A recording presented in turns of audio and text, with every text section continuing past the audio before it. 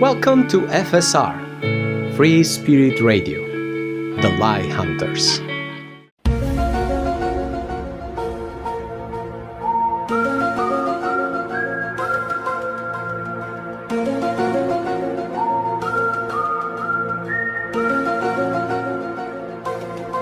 Initiation de Béatrice. Chapitre 4, Acte 4, la nudité de l'être. Je voulais te dire quelque chose. Reprend-elle, un peu hésitante. Depuis que je me sens mieux avec mon corps, il y a une chose que j'aime faire. Je l'écoute attentivement, tandis qu'un léger bruissement d'eau attire mon attention. La cascade proche ajoute une touche de fraîcheur à l'air, créant une atmosphère presque irréelle. Je vais dans des coins complètement perdus de l'Ardèche. Le pays est si vaste, si sauvage. Explique-t-elle, sa voix vibrant de passion. Et là, je me mets entièrement nue. Ces mots sont prononcés avec une simplicité désarmante. Je reste silencieux, la laissant poursuivre. Mes parents étaient nudistes, naturistes. Et je trouve cette philosophie tellement libératrice. Maintenant, grâce à toi, je suis plus en paix avec mon corps. J'adore pratiquer le naturisme, seule, dans un endroit où personne ne me voit. J'offre tout mon corps au soleil et ça me rend complète, comme si je me reconnectais pleinement avec la nature, avec moi-même. Je hoche lentement la tête, absorbant ses paroles.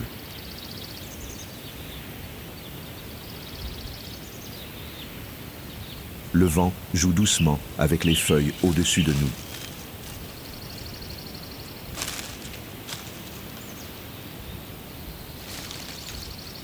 Créant une mélodie apaisante qui accompagne sa confession. Et toi, Hiji, Demande-t-elle avec un sourire malicieux. est-ce que tu pratiques le naturisme ? Je ris doucement, brisant la solennité du moment.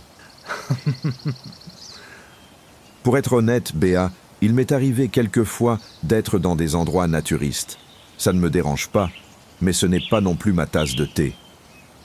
Elle éclate de rire.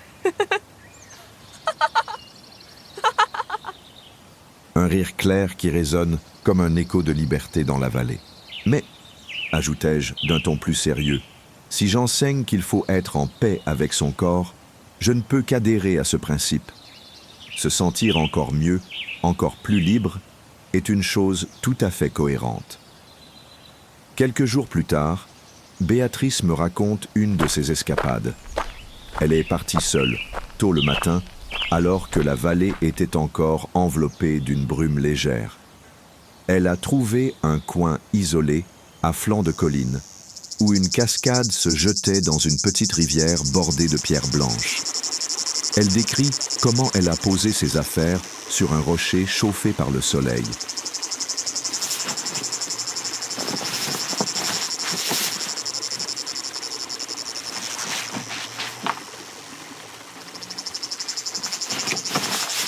Laissant la lumière caresser sa peau nue. Elle raconte le contact de l'eau fraîche contre son corps.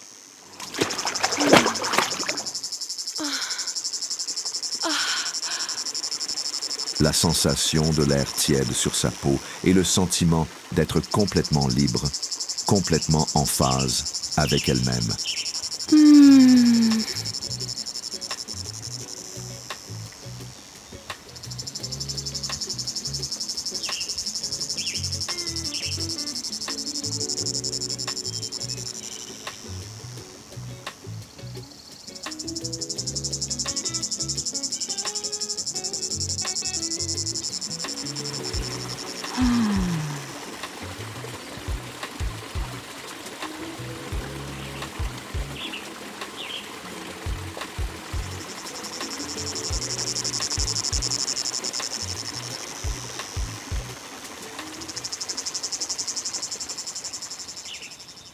J'écoutais juste la cascade, les oiseaux. Me confie-t-elle avec un sourire serein. C'était parfait. Pas de jugement, pas de peur, juste moi, la nature et cette harmonie parfaite. Quels sont les bienfaits de la nudité et du naturisme sur le corps, âme, esprit? Alors ça, c'est une question qui touche Bonjour à Poté, mais c'est une question qui touche un sujet très très profond et qui va aller très très loin dans le livre interdit.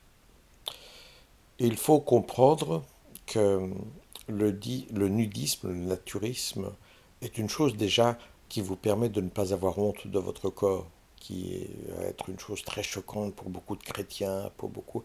Eh ben, posez-vous des questions. Tout ce qui est honteux, alors que ça ne l'est pas, je veux dire, votre corps, vous n'êtes pas coupable d'avoir un corps.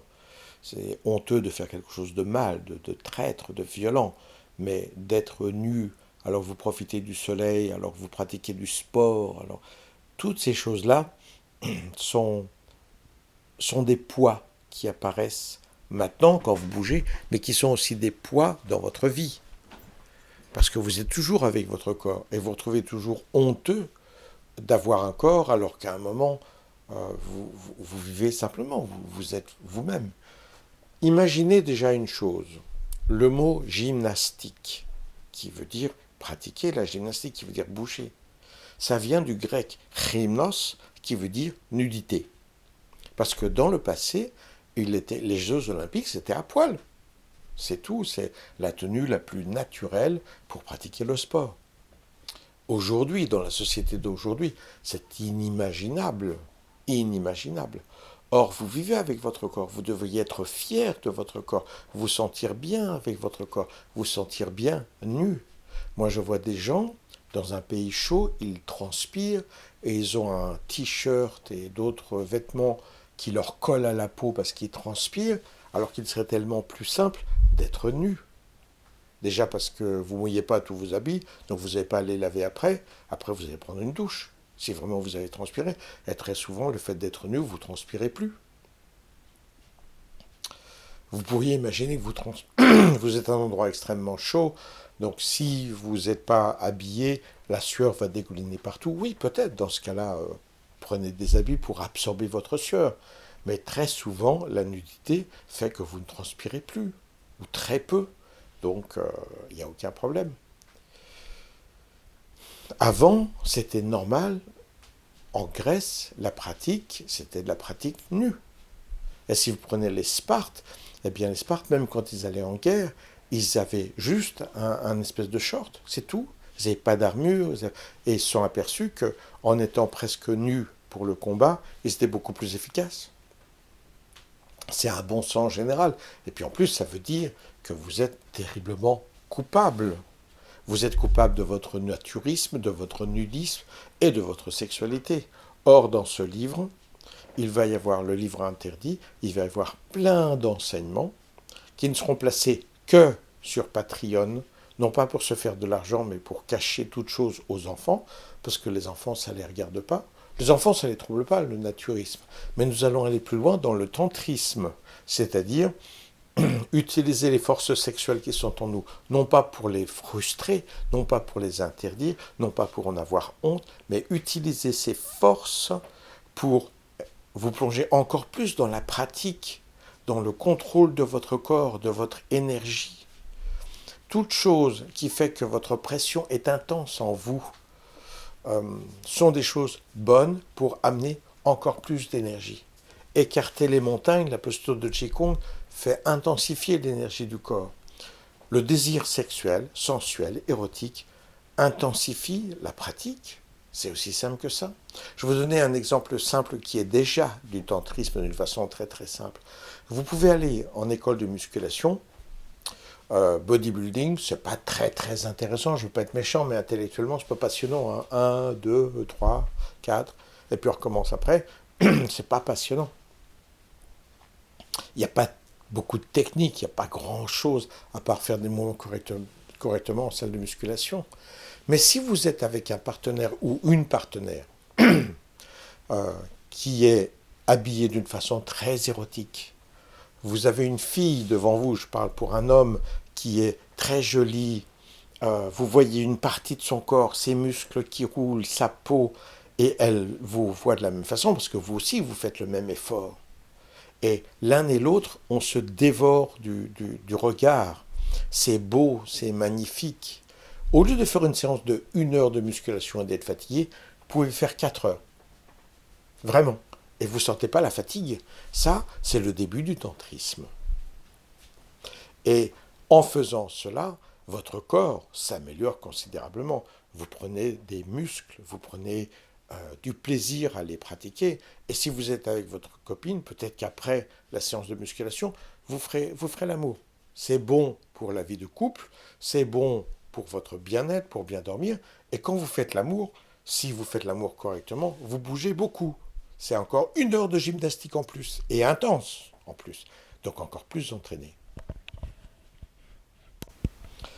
Et au niveau de la spiritualité, quand vous voulez débloquer des limites qui sont en vous, vous êtes incapable de méditer jusqu'à quitter votre corps, vous êtes incapable de pratiquer telle ou telle chose, de percevoir telle ou telle chose.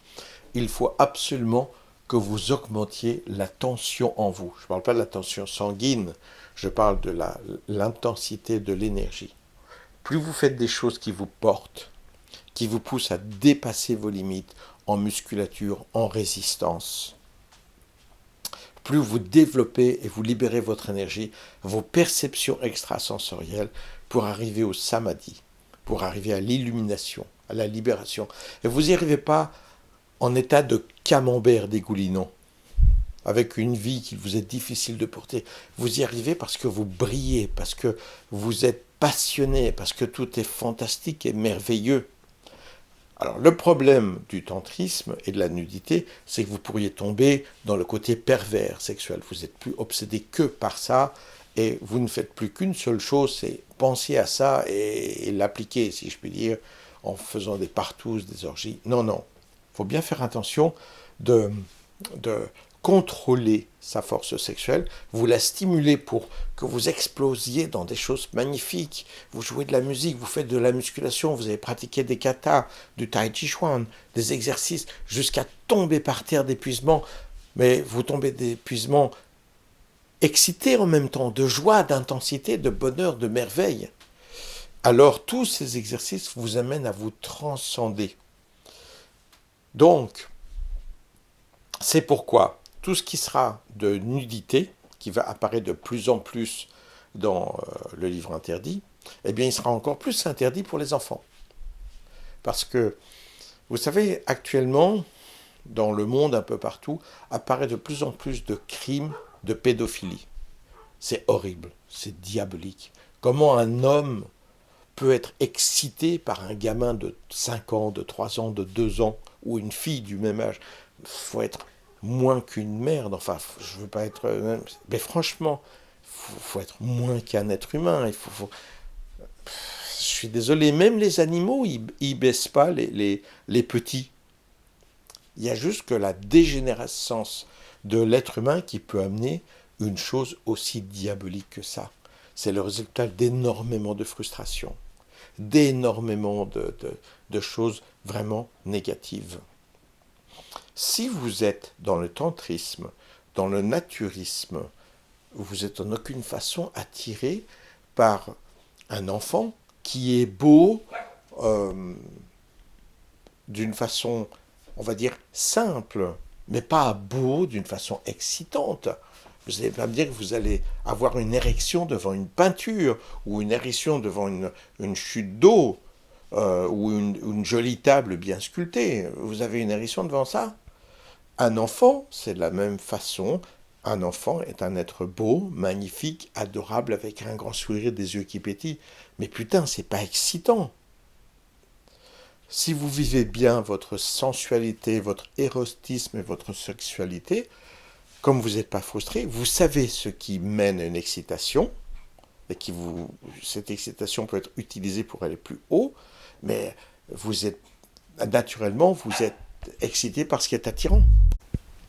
Donc, contrairement à ce qu'on croirait, pratiquer le naturisme et le tantrisme, c'est vous nourrir sur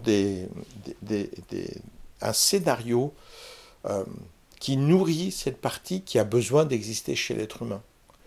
Donc, vous n'allez pas essayer de vous nourrir avec un poison. Si vous êtes affamé, vous allez prendre des poisons, imaginons des baies qui sont des poisons, vous avez tellement faim, vous ne pouvez plus résister, vous vous jetez sur des baies et vous vous empoisonnez. Eh bien, la pédophilie, c'est ça. Vous êtes tellement frustré, tellement perdu dans les valeurs érotiques que vous vous jetez sur un poison. C'est un poison pour votre âme, et évidemment c'est encore plus un poison pour l'âme de cet enfant et pour sa psychologie. C'est diabolique, il n'y a aucune justification. Donc, par rapport à cela, comme l'enfant vit une vie de merveille, avec papa, avec maman, avec la famille, avec son entourage, avec des jeux, en s'éclatant, en jouant, en découvrant des choses, en découvrant l'art et tout, l'enfant n'a rien à voir avec l'érotisme ou avec le tantrisme. Rien de rien. Donc c'est pour cela qu'en exemple de cette attention que l'on doit avoir, toutes les parties du livre interdit sur le tantrisme où apparaîtront des scénarios excitants, érotiques, jolis, ils ne sont en aucune façon accessibles aux enfants. C'est pourquoi nous mettrons toutes ces parties sur Patreon. Voilà. La première, on l'a laissée parce que c'est quelque chose de très très léger, et il n'y a pas d'image, il n'y a rien, donc voilà, c'est juste une petite introduction. Toutes les autres, la partie qui deviendra tantrisme, tantra, eh bien ça passera sur Patreon et nous ferons tout pour filtrer de façon à ce que les enfants n'aient aucun accès. Il se peut que des choses plus avancées encore, nous les mettions et sur Patreon et avec un paiement. C'est pas pour se faire de l'argent, c'est uniquement pour être certain, avec le filtre de Patreon, et en plus en étant obligé de payer, que des enfants ne puissent pas y aller. Même des gamins de 15 ans. C'est vrai qu'ils savaient certaines choses, mais pas au tantrisme. C'est pas sain de s'occuper de ça à 15 ans. Non pas que le tantrisme soit mauvais, mais c'est avec un contrôle énergétique, un contrôle mental, et un gamin de 15 ans, il est en train de découvrir tout ça, il en est au début de sa vie sexuelle, ou encore pas de vie sexuelle du tout, selon le développement, et donc, le tantrisme, c'est pour des gens de 20, 30 ans, 40 ans, 50 ans, qui veulent vivre quelque chose de plus élevé que la simple expression sexuelle. À 15 ans ou à 16 ans, vous êtes encore de la simple expression sexuelle, ou parfois vous n'avez encore pas. Moi, à 16 ans, j'étais encore complètement vierge. C'est tout, je veux dire, c'est quelque chose qui m'a intéressé plus tard, parce que j'étais passionné dans les arts martiaux, dans la pratique, dans la méditation. À un moment, la sexualité est arrivée dans ma vie. Mais c'est pas sain non plus que les gamins de 14 ans s'intéressent à ça. C'est pas normal. Vous dites, ah, mais tout le monde le fait. Ben oui, mais pendant la guerre de 39-45, tout le monde tuait les juifs. N'empêche que c'est pas normal. La masse ne change rien à la débilité. La quantité ne change rien à la justesse. Le fait que les gamins d'aujourd'hui s'intéressent au cul à 13 ou 14 ans, c'est parce qu'ils font partie d'une société perverse. Et vous allez trouver ça bizarre, vous allez dire, mais attends, tu prêches le naturisme, tu prêches le tantrisme, et tu dis qu'on est dans une société perverse. Mais oui, totalement. Tous ces tabous, ces interdits et ces fantasmes en même temps amènent des gamins de 14 ans à parler de choses, à s'intéresser à des choses auxquelles ils ne devraient pas du tout s'intéresser. Ça vient naturellement, dans une évolution naturelle. À un moment, vous avez les hormones qui commencent à pousser et apparaissent des choses naturellement. Quand vous avez accès sur Internet à plein de trucs qui font allusion au cul, à la sensualité, vous avez plein de films où ils ne les arrêtent pas. Vous voyez des gens qui se roulent des patins pendant 5 minutes en train de se frotter. Je suis désolé, moi quand je baisse, je ferme ma porte. Donc c'est pas normal qu'on vous présente partout. Le tantrisme, c'est ça. Le naturisme, c'est ça. On optimise cette flamme divine, mais on la salit pas en la présentant de partout d'une façon trop facile.